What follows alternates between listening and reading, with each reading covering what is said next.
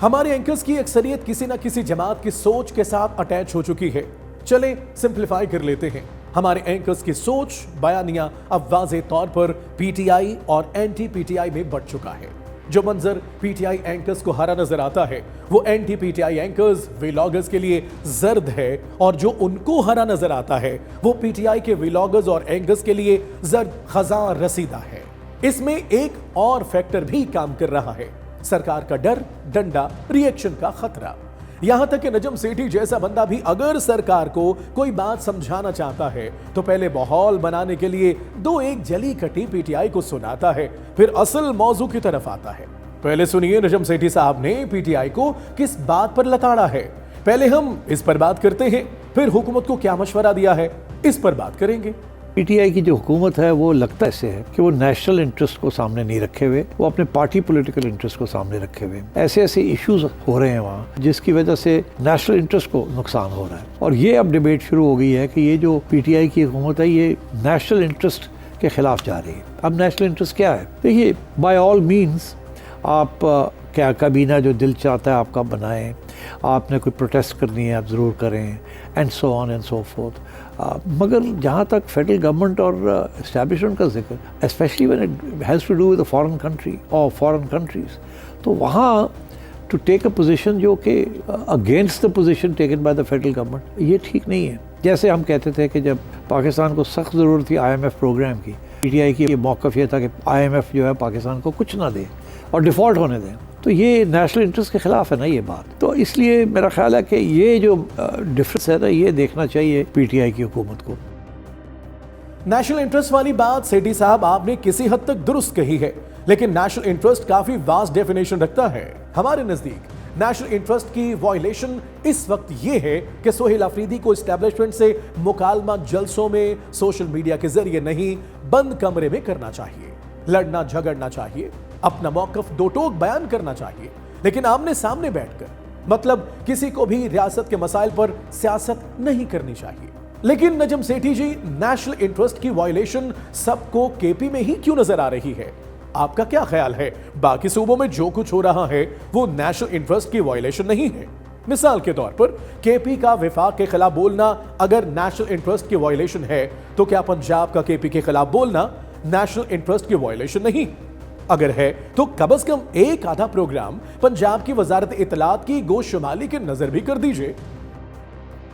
अब सेठी साहब देखते हैं आपने हुकूमत को क्या मशवरा दिया है। फेडरल गवर्नमेंट को भी चाहिए कि पीटीआई के जो लेजिटिमेट डिमांड्स हैं, फॉर एग्जांपल उनका एक डिमांड ये है कि जी हमें मिलने दिया जाए खान साहब से। क्या हो जाएगा यार, क्या हेवंस विल फॉल अगर आप अफरीदी साहब को मिलने देते हैं विद इमरान खान? क्या हो जाएगा? कुछ भी नहीं होगा। मिलने दें, एक दफ़ा नहीं, वो हर रोज़ जाके मिलना चाहे तो मिल ले। आपको इस बात का फिक्र है कि पता नहीं खान उनको क्या उकसाएगा, क्या करेगा, क्या नहीं करेगा, तो वो तो वैसे ही कर रहा है। वो तो जो जाता है उसको मिलने, उसको वो पैगाम दे देता है, वो आके पैगाम दे देते हैं। तो उसने अपना चीफ मिनिस्टर भी तब्दील कर लिया, जिस किस्म की काबीना वो चाहता था बनवा लिए, इसको कह के यार जिसका तुम्हारा दिल चाहता है तुम लगा लो। उनको पता है इसने उसी किस्म के लोग लगाने हैं जो खान को पसंद आएंगे, हार्ड लाइनर्स अपने जैसे। तो मतलब ये चीज़ आप रोक नहीं सकते। तो हमारी हुकूमत को भी चाहिए कि to have a more flexible approach और a more democratic approach to PTI.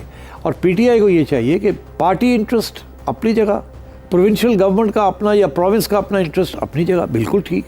आपने नेशनल फाइनेंस कमीशन अवार्ड के ऊपर लड़ना है, झगड़ना है, ज़रूर करें, but not at the expense of the federal government, not at the expense of the federation. I think ये जो डिस्टिंक्शन है इसको रखना चाहिए। सेठी साहब, आपने 16 आने दुरुस्त बात कही है, बिल्कुल ठीक मशवरा दिया है सरकार को, लेकिन अब इस सरकार को कौन समझाए? हमें लगता है उनका ख्याल है कि अगर वो सोहेल अफरीदी को इमरान से मिलने देंगे तो इसे उनकी पसपाई समझा जाएगा, उनकी नाक कटती हुई महसूस होगी, जबकि हमारा ख्याल इसके बिल्कुल बरक्स है। सरकार ने इमरान अफरीदी मुलाकात को हवा बनाया हुआ है। क्या होगा? कुछ नहीं होगा। इमरान ऐसा क्या मशवरा दे देंगे जो वो अब तक नहीं दे सके? सरकार ने मुलाकात न करवाकर सोहेल अफरीदी को पॉइंट स्कोरिंग का एक मौका दिया हुआ है। ये मुलाकात बल्कि मुलाकातें होने दें ताकि ये ला यानी टसल खत्म हो और असल मसाइल पर गुफ्तगू हो सके। अभी तो विफाक और केपी में कोई भी बात होती है, शुरू भी इमरान अफरीदी मुलाकात से होती है और खत्म भी इसी पर हो जाती है। खुदा के लिए ये डेडलॉक खत्म करें ताकि बात आगे बढ़े, कोई प्रोडक्टिव गुफ्तगू शुरू हो सके। वरना एक मुहावरा है, आटा गूंदते हुए हिलती क्यों है जैसी लड़ाई में बहुत सारा कीमती वक्त और एनर्जी जाया हो रही है। इमरान अफरीदी मुलाकात होने दीजिए, यकीन रखिए कोई कयामत नहीं टूटेगी, बल्कि हो सकता है जिस कयामत का इम्कान बताया जा रहा है वो टल ही जाए हमेशा हमेशा के लिए। अब मिलते हैं मुनीफ फारूक से, अभी अभी कहीं से निकले हैं ताजा इंफॉर्मेशन लेकर, और शायद डर ये है कि ये इंफॉर्मेशन कोई और ना लीक कर दे, इसलिए गाड़ी में बैठते ही शुरू हो गए हैं। और क्यों ना हो, सब्जेक्ट भी तो उनका फेवरेट है, थ्रेट इमरान खान। सोहेल आफरीदी साहब इस बात पे बिलीव करते हैं कि भी वोट खान का, पार्टी खान की, वोटर सपोर्टर खान का, तो वही करो जो इमरान खान ने कहना है और वही सब कुछ लेके आना है। अब उनकी काबीना के अंदर आप देख लें, वही एग्जैक्टली जो खान साहब की डायरेक्शंस हैं वो अपनी तरफ से कुछ नहीं कर रहे, ना उन्होंने किया है। इसका मतलब ये है कि सूरत हाल बहुत ज़्यादा कशीदा होने जा रही है। मैंने आज जब चंद लोगों से बात की तो मुझे ये बात क्लियर मिला कि ना सिर्फ ये है कि जंग का ख़तरा है भारत की तरफ से भी, अफ़गानिस्तान की तरफ से हालात ख़राब हैं, जो इंटरनल चैलेंज है पाकिस्तान को वो बदकिस्मती से खैबर पख्तूनख्वा से बहुत तेज़ी से इमर्ज कर रहा है। और अगर हालात को काबू में ना रखा गया तो फिर आप ये देख सकते हैं, ये हो सकता है कि आने वाले कुछ अरसे के अंदर कुछ ऐसे मामलात ज़रूर हों। पहले कुछ झटके दिए जाने की तवक्को है खैबर पख्तूनख्वा हुकूमत को, अब वो झटके किस तरह से आएंगे ये देखना पड़ेगा।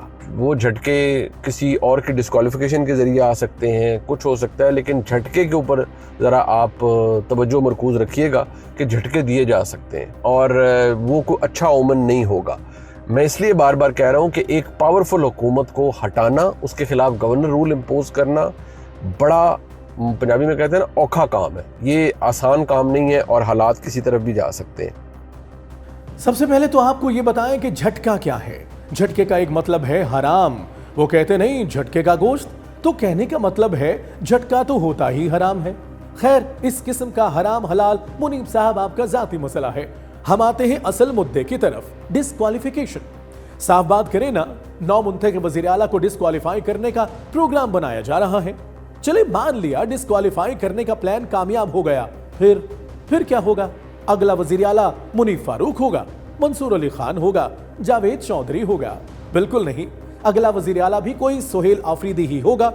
और मुझे यकीन है उसके हलफ उठाने के बाद मुनीफ फारूक आप इसी तरह एक्साइटमेंट से उसके भी डिस्क्वालीफाई होने की खबरें देंगे, फिर एक और आ जाएगा।